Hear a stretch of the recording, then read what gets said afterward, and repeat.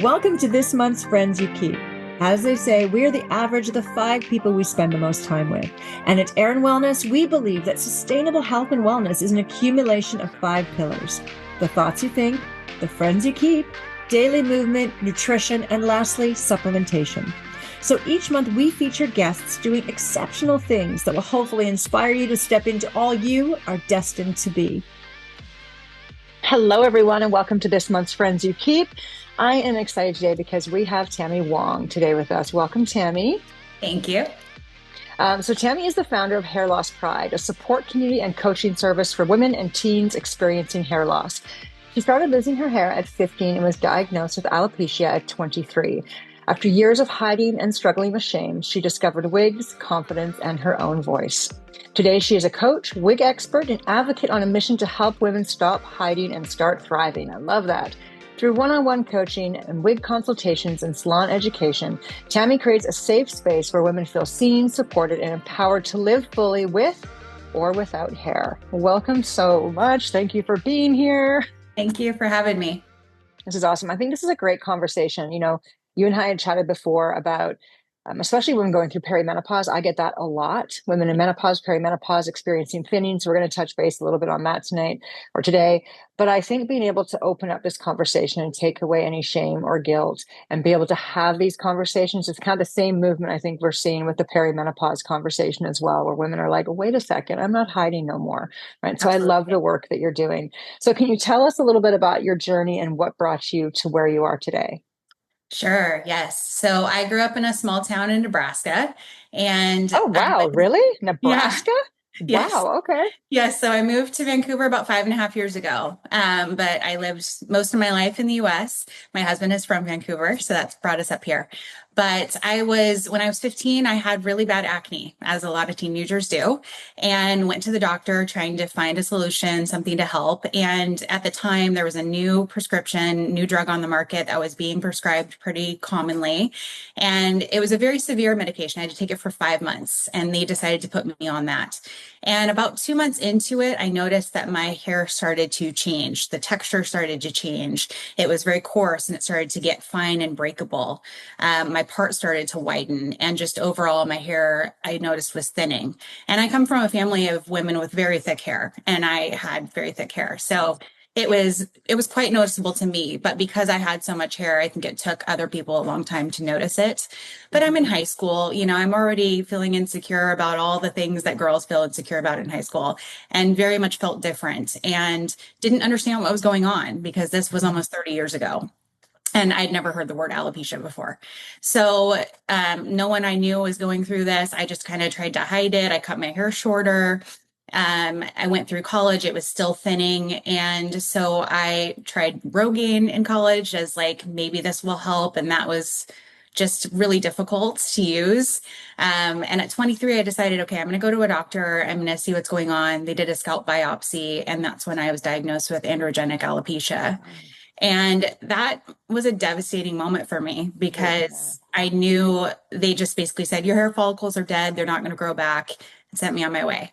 And, I will never forget just crying in the hospital parquet, just like my life is never going to be the same, and feeling very unsupported and not knowing what to do. So, I worked the next 20 years in healthcare. So I worked in physical therapy and biotech advocacy, and really just devoted my life to helping others. At the same time, I was struggling with so much shame, 20 years basically of trying to hide my hair loss through wearing a really bad wig in my 20s, using hair fibers to cover the balding spots, cutting my hair short, wearing it curly, wearing it up, anything I could do. And so then in my 30s, early 30s, I started wearing wigs. I was just tired of fighting the thinning. And I really started to get my confidence back because instead of obsessing over every hair I was losing, I was finally having fun doing my hair again, playing with wigs and different styles, and started being more open about it with people and sharing it with friends and family. And then, fast forward, I was getting really comfortable with sharing my hair loss with friends and family, but I would never have thought I would share it publicly. Like, you could have paid me. So then, fast forward to end of 2022, I get laid off of my job in biotech. My company restructured. I was devastated. Like, what do I do now? I ended up writing a book, children's book called Hair Pride. Yes, I was going to actually, I wanted to mention that to you in the bio and I didn't. So I Oh, want to no, hear that's about the book okay. as well. But that is, strangely enough, that's what started this whole thing. I wrote this book for, honestly, for my daughters, as a way to celebrate hair of different, of all forms, no matter what it looks like, no matter how much hair you have, celebrate it and also know that you're more than what's on the outside. And I really wanted that message for kids. So I self-published that book. And then it just kind of lit a fire in me of I want to do more advocacy for women like me. And I feel like there's not enough support. That led me to managing a wig store in Vancouver for about a year.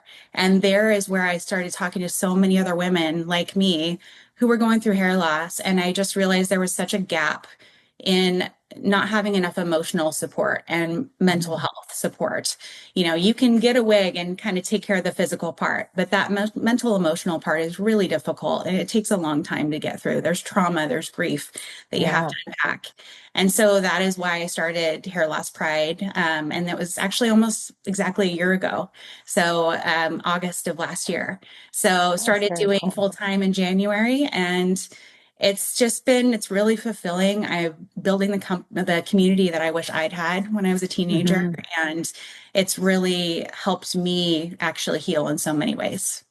Well, and obviously it's a conversation people are very interested in. You were just recently on the news, I think twice recently, were you not? Yeah. Yeah, yeah, it's been great. I've been really happy with the news stations who have picked this story up and been willing to put this conversation on the air because it is really important and it's been ignored and stigmatized for so long. And I think just the more awareness that we can put around this topic, the less shame women are going to carry around it. Yeah, exactly. And I mean, they say as a problem, when I looked up some stats, approximately 40% of women will experience noticeable hair loss by the age of 50.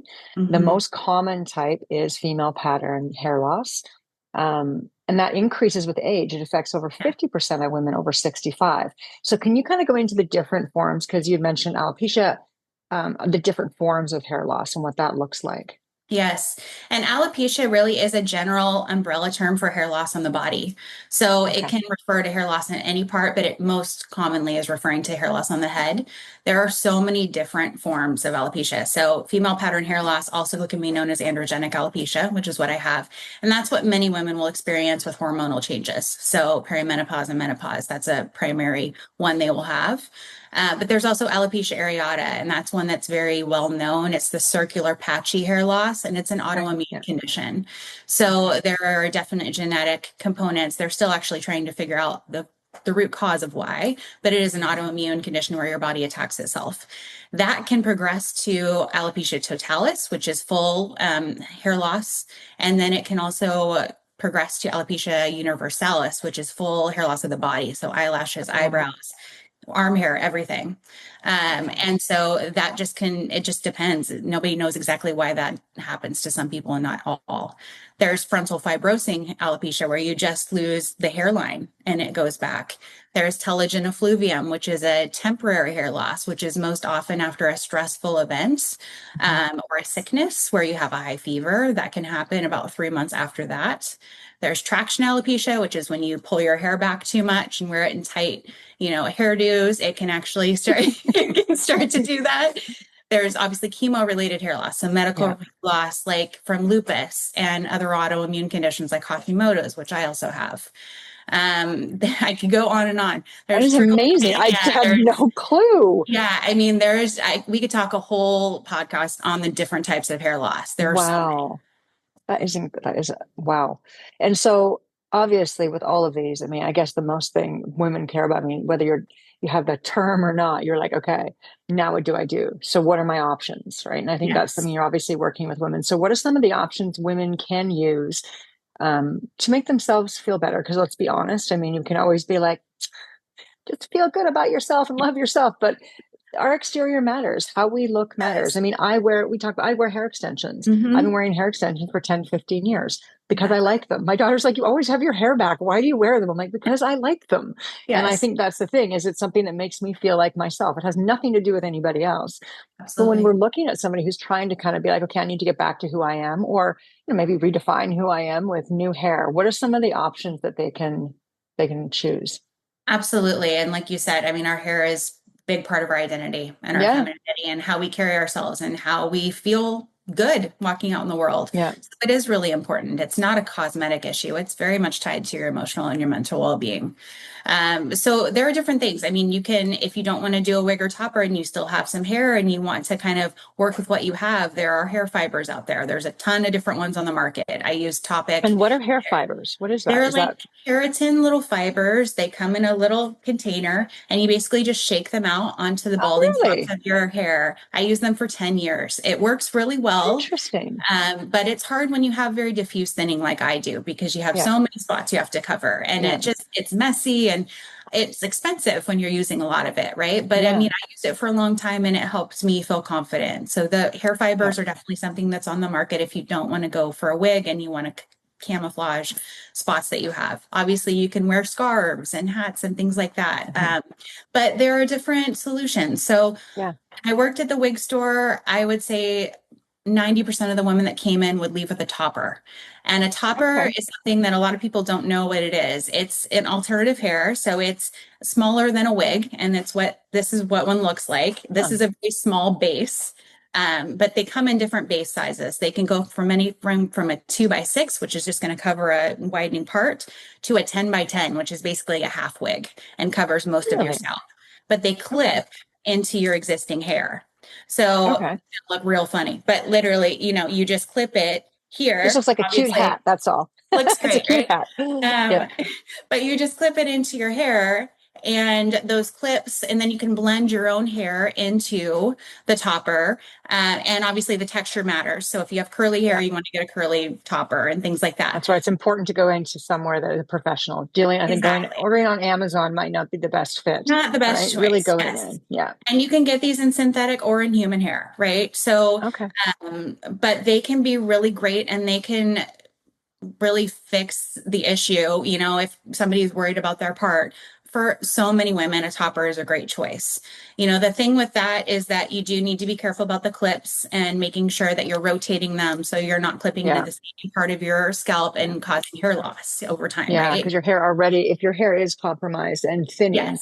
to begin with, yeah, I wore clips for years too. And even my hair extensions I mean, Yes. it's really hard on my hair. So, Yes. And you always want to get a topper that's a little bit bigger than what your hair loss is, right? Because you don't want gotcha. to clip Okay. into the already thinning parts of your Yeah. hair. That So makes there's sense. Okay. toppers, there's mesh integration systems, which Okay. actually it's done in a hair salon. It's actually where a breathable mesh cap is attached to your head, and then they will attach toppers or extensions into that. And you Oh, can wear those you don't take them off like you do a wig. You actually keep those on, but they require regular maintenance. So you have to go in and they're like attached to your scalp by beads, these caps, into your existing hair. really?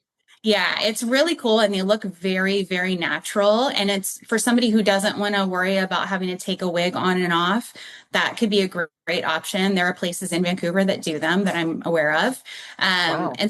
But they do require more upkeep. And if it's something where you want to take it off your head at night, that's not going to work for you, right? Okay, So so you keep it that's, on for you like, so how do. long would you keep it on? Like, so I keep my extensions in. I go in once a month. We Yes. rebraid because I do a weave. We rebraid, Yes. sew it back in. So is that kind of like that idea? Once a month, you go in, they take it off, and they wash your natural hair, and Kind of then like that. Yeah. Every okay, 4 to 5 weeks, I think, or so, they'll go in and like tighten the beads. And I think it's every 6 to 8 weeks, you'll go in and actually remove it and redo it. So, really, yeah. that is fascinating. And so it is basically, is it like a hair extension sewn on to the? Yes. Like into wefts. Oh, Or they'll do a oh, topper on top. interesting. So it can be I great never for knew that. women who are like, I don't want to take my hair off at night. I don't want Yeah. anyone to know. That can be, but it's going to require more Now, upkeep and more expensive or time. is the flow going from hairline is really it's not noticeable at all either? No. Really? Yeah. I did not know this. And I thought I knew a Yeah. lot about like the hair extension world. Wow. Okay. Exactly. Oh, that's Exactly. very cool. So those are very cool. Then you go into the wigs, and then it's synthetic or human hair, right? So Hmm. synthetic wigs are great for beginners. You can't dye them, you can't, color them. You have to be Curl. careful around heat. Don't open an Yeah. oven when you have your synthetic wig on; it will blow up. But those are cheaper, more affordable options. So if you're Yeah. just dipping your toe into the wig world and you're not sure what style you like, a synthetic wig could be a good way to start. So you're not investing a ton of money Yeah. up front. Yeah. But That they're makes made sense. of man-made, nylon acrylic type fibers. They're not going to be as soft. Yeah. So a lot of people don't like the feel of them, but there's definitely a place for them, at the beach, at the pool, Yeah. places where you don't want to ruin your human hair. I always have a couple of synthetics because they're just a great thing in the summer, especially to kind of switch into your wardrobe. Well, and Um, sorry, I was just gonna say when we were looking at wigs, I know I was looking at so there's like a lace front because I've seen this before too, and then there's a monofilament top. Is that yes.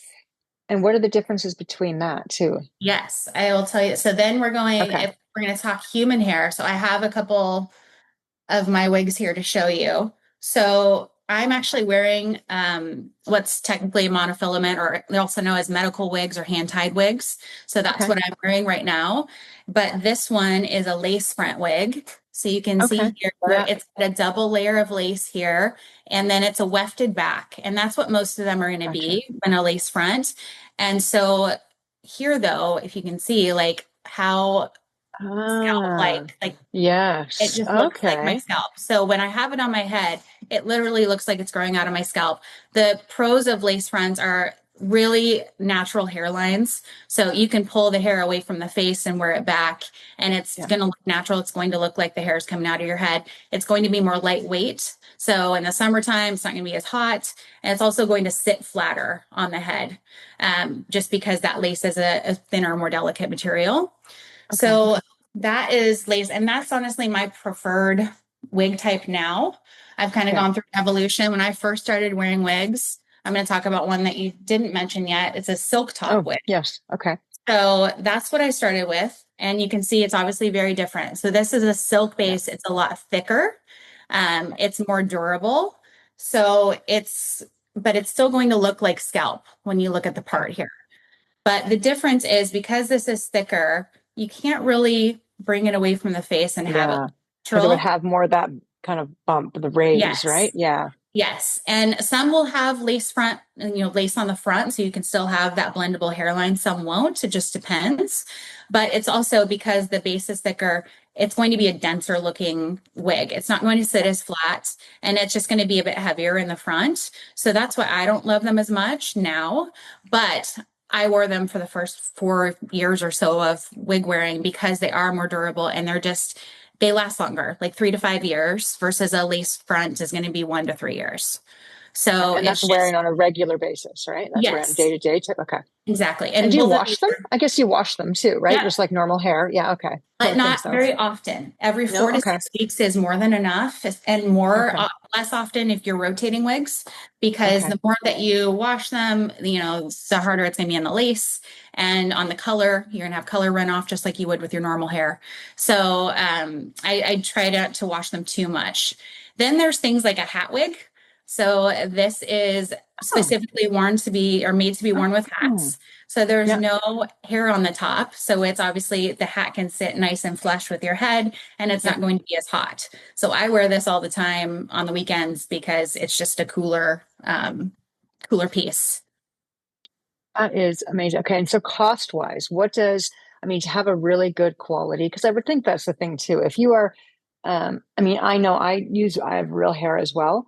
Mhm. So, I mean, I've had crappy extension hair before and it's not Yes. fun, right? You Yes. end up replacing it. So you do want to pay, I mean, my extensions when I buy 2 packs is about $600 to $700. But then this Hmm. lasts me because I go really long and then we slowly start, I'm going to get a Yes. trim this week. It'll be back up to here and then I'll Yes. use it for even longer. So I can get a really good amount of time out of using longer hair, but I still do expensive hair. So what Mhm. does a wig cost? I imagine it would be pricey, correct?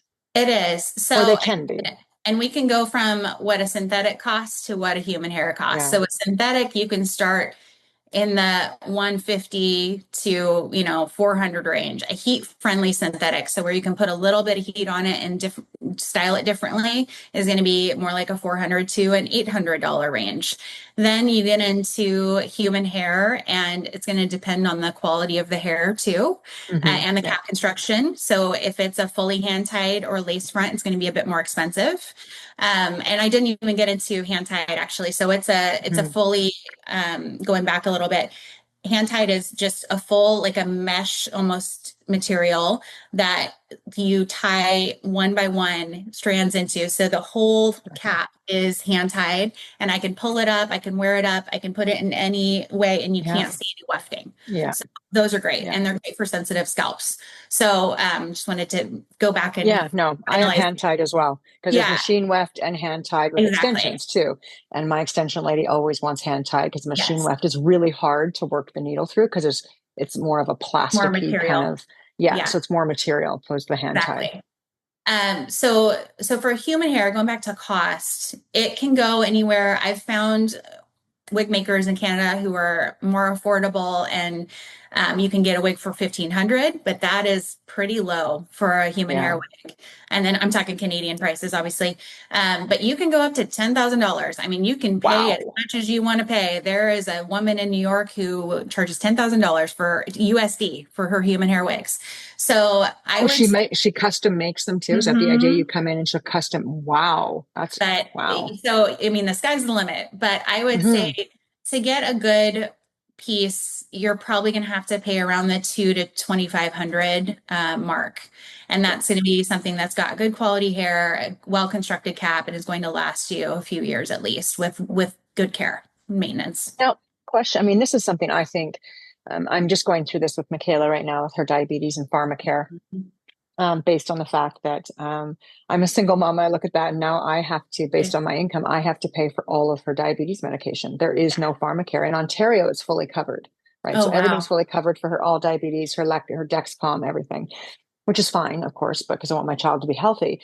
But at the same time, what I wonder when I'm looking at the pharmacare, so is there or can you use this? Because I would think this is this medical device, I guess, to a certain degree. Is this something that women are allowed to put under pharmacare? So if you have that deductible, you can use that, Mhm. like, and maybe claim this as part of, I mean, because when we think about it, I mean, I guess we think aesthetics when we think hair, but it really is how you're functioning in the world, like how you were operating. I would think, or I would hope that maybe eventually this could be something that could be used towards that pharmacare deductible if it's not.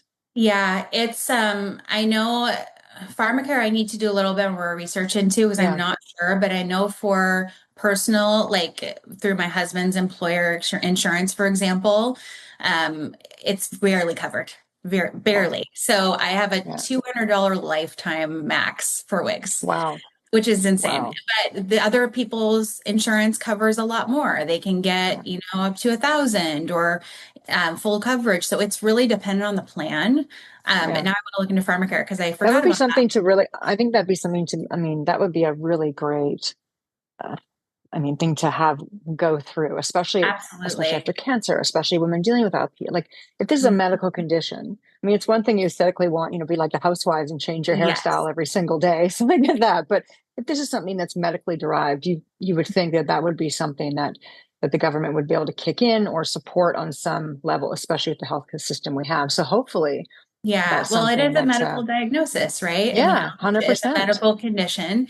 And I know if you have cancer and you're going through chemo, you can get more coverage for things like wigs. Yeah, I know that is definitely the case, but I would like to see alopecia itself be treated as more 100%. less of a cosmetic issue by the medical 100%. system in general. Yeah. But it's something, it is important if you're going to get a wig and you want to try to get coverage, the important thing is to make sure you've gone to your doctor, you have a diagnosis of Mhm. alopecia or cancer in your chart, and he or she has written you a prescription for a cranial prosthesis. So Okay. that is Oh, the okay. full term instead of wig, cranial prosthesis. And then you take that and your receipt and you submit that to your insurance. And that Wow, is the that's great best way to get it information. covered. Yeah. That's great information. Yeah. And so when you're working with women during this time and coaching them, do you actually, how does that look like for you with the coaching call? Like, I guess, first time you're meeting them, and then you're really discussing what their needs are and trying to educate them on all the different options that are available to them? Yes, it really depends on the client, what they're coming to me for. So on my website, I have intake forms that basically ask different questions of, what do you want to talk about? What's your main concern? So that I know going into the call what their primary issue is, and I'm prepared and I've done research if I need to, and just so I make the most of our time. So the coaching calls, honestly, primarily have been about the emotional and mental side for the most part with Yeah. the clients I've talked to. It hasn't been as much the physical. It's been no one understands and I have no one to talk to, and I just want somebody who gets it to listen, uh, Yeah. and just to feel validated and seen by somebody. So that is a big part of it. And then I have women come to me to try to find a wigs, right? So I do wig Hmm. consultations and go through all the options and their budget and what kind of cap, human hair, synthetic, and then I come back, I research for them and I come back with options for them depending on the country they live in, and not wanting them to have customs and duties and all of that type thing too, Yeah. because that's a real problem now. Yeah. And but yeah, the mental emotional part, even when I'm helping someone find a wig, is such a big piece of it. Can imagine. Is that, looking at what you wish you would have known? Is that something you wish you would have known, that kind of you're not alone, and that Oh it's, yeah. what would you say would be your wish you would have known? Absolutely that, because where I grew up and at the age it started to affect me, I did feel like I was the only one. I felt like no one else was going through this. I was a freak. I was unlovable. I was ugly. I mean, Mhm. I really Yeah. struggled for a long time. And had I known that there were other women and so many millions of women, not just a few, right? Yeah. Yeah. Me, it would have helped me accept my circumstances and myself a lot sooner. Well, you're doing amazing work. So kudos to you. I think that's incredible to be able to, take your trial or your what you were faced with or given, and then turn it into something where you're able to support others. I think that's when you find that's what, loving your business is too, because you also feel so good doing it. And I get that myself with my business. So I think it's Totally. incredible what you're doing. Thank you. So I want to kind of wrap up with some fun questions, and then we're going to plug all the stuff where people can find you. Sounds good. Excuse me. What is one thing you would tell your 20-year-old self? I think kind of about what I just said, that one day I would take the most Hmm. painful experiences that I went through and turn them into something purposeful that would help other people, and that would actually help me heal. Yeah, I love that. What is your go-to treat? Okay, so if I'm going out and getting something, I love the coconut peanut butter energy balls from To Live For Bakery. That is like, they're so delicious, and I need to just find a recipe and make them myself because I go buy them more often than I probably should. But if I'm at home, it's like the 2 bite brownies from Costco. Oh, Like, yeah, those are they're really so good. delicious. Yeah. Those are really good. Yeah. What's your favorite swear word? And you can totally say it. Well, I've listened to your other episodes and I feel like it's a common theme. It is absolutely fuck. Totally Um, fuck. it's my Totally fuck. favorite word. It just feels so good, you It know? does feel so good. I do Yeah, like that word too. yeah. What is your favorite book or podcast or something you're listening to now that you find is, Yes. So you're depending on loving? my mood, if I want something informative, I'm going to listen to Mel Robbins a lot. I really love how Yes, she love her. focuses on women and all Yeah. the experts she brings on. And I love her no bullshit kind of Hmm. mentality.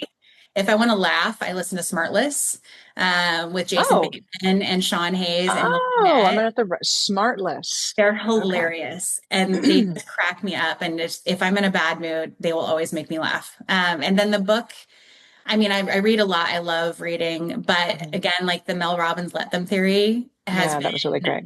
really good. I've read it. I'm going to read it for a second time because Hmm. it's just such an important reminder that you cannot control other people. And if you try Yeah. to, it's just going to make you so unhappy. And like, you just have to go live your life the way you feel is right and let other people think Yeah. what they're going to think. Just let them. Yeah. Okay, so where can people find you if they'd like to work with you? And let's have all your Instagram, website, everything. Give it to Yes. us. So I'm on social on Instagram, TikTok, and YouTube as at Hair Loss Pride. And my website is therealtamywong.com because Okay, love tamywong.com that. was taken. So, so there's that. And that, yeah, those are my main places you can find me. And then, Awesome. I was just on the news, CTV and Global Yeah, News. So those clips are out there as well if anybody wants to hear those or look those up. that's awesome. Thank you so much for being on today. It was a great conversation. I think there's a lot of people are going to get so many, or hopefully people will, who are feeling alone will get a lot of reassurance that they're not the only ones and they have somebody to reach out to and talk to. And that the fact that you're actually really making this conversation more mainstream, I think is even more important. So I think it's just the start of what you're up to. So next pharmacare, damn it. Yes. No, now Get I'm this gonna go fully look at covered. it because now it's bothering me. I'm like, I need to go Right? look this covered. Now we Yes. can see if we can make this. I know it's something I'm actually really shocked at the differences between provinces for coverage. That's one of the It's things I found really crazy. shocking, Yeah. especially for teenagers too, especially teens, right? That And they're not something fully that covered, important. I mean, right? diabetic medication, something Yeah, that you have to have is yeah, crazy to exactly. not have that Well, and covered. even teens for hair loss. I mean, Absolutely. that is like if you think about how fundamental that is and how they're kind of starting out in the world and how we all feel so insecure as teenagers as it is. So hopefully that's something that is part of it. One thing for kids, for Hmm. young children or teens who are going through hair loss, I do want to plug Wigs for Kids BC. Oh, okay. They actually provide free wigs for children going through Oh, cancer. amazing. So Okay, that's amazing. something Great. I am connected to them as well. And I think that's amazing. So that's a Oh, great, that's great. Thank you. Thank you for yeah. that. And thank you for being with me today. Thank you, everyone who listened and who's watching. And stay tuned next week or next month, sorry, for another Frenzy Keep.